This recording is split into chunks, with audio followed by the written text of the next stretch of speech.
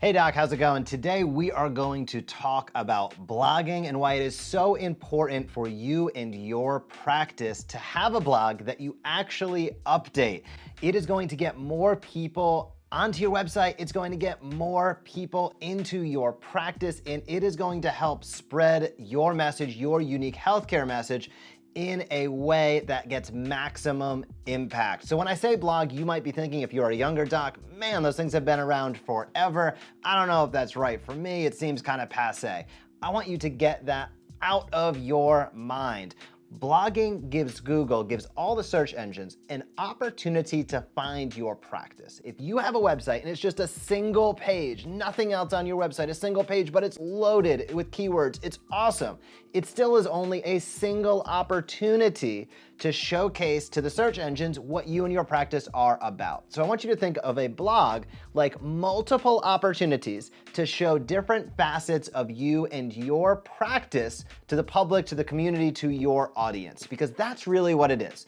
When you have a blog, number one, it gives you the ability to have your own territory. You're not necessarily having to be on Facebook or Instagram or all these other channels and platforms that can change their tune any day of the week. So controllable assets are a great thing to have in business and in marketing, and your blog is one of those. When you publish content, when you publish pieces to your blog, it gives you the opportunity to control that message and have it build and grow throughout time.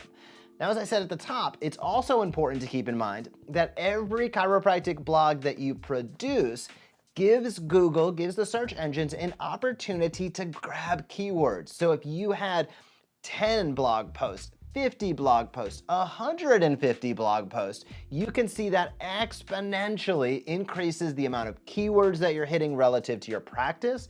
And it also gives all of the search engines a great deal of context for what you're about. Natural healthcare, alternative healthcare, chiropractic, fitness. It's going to give more information, and the more data that you provide to Google, the more information that you put out there, the better job it can do to find the right people to get to your website. That's what they're in the business of doing. So a blog is by far and away the best way to do that. The other thing that is fantastic about a blog is that over time, it also doesn't need to be your grandfather's blog where it's just text on a page. You can add in pictures, you can add in video content.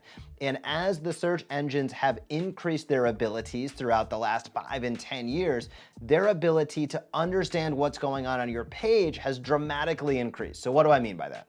Previously, 10 plus years ago, it was all about the keywords. It was all about the words on the page. That is still super, super important. But now, the pictures themselves give context clues to the search engines as to the topic of that page.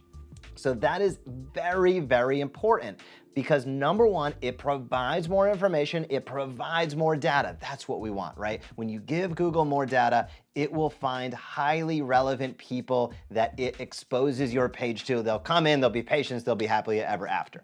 But what it also does is it gives you the opportunity to have that page become more dynamic, right? So if a patient or person goes to your blog and it's just a million words on a page and it looks like the next great American novel, it's difficult for somebody to get through. But it makes your content more dynamic. If you see a paragraph and then there's a nice picture, another paragraph, perhaps a little video, now your blog starts to become a really dynamic piece of your website that can engage people for a long time. Guess what happens the longer people stay on your page? The higher that page will rank in Google. They love people hanging out on the page because in Google's mind, that means they delivered the goods, that they delivered the exact page, the exact information that the individual person was looking for. And when somebody hangs out on your page, they click and then they hang out on your page a long time, that is a great thing in Google's mind. That tells them they did a good job matching you up. Guess what happens?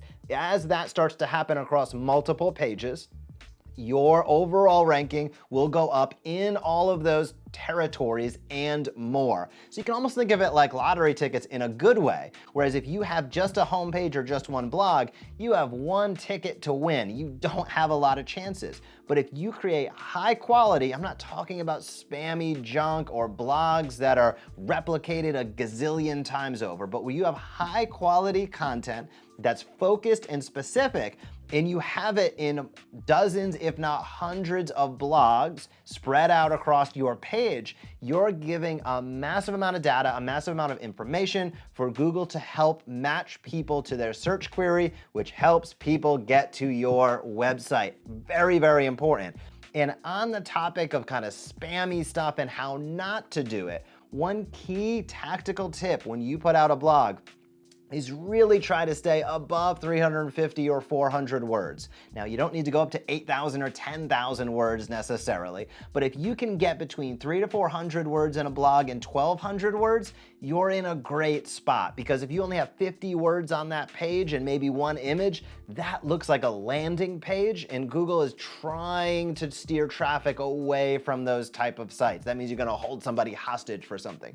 But if you have great content, if you have 300 to 400 words, 500 words, 600 words, that tells Google that you have done your homework, that you have put some time in. It also is more likely to keep people on your page longer.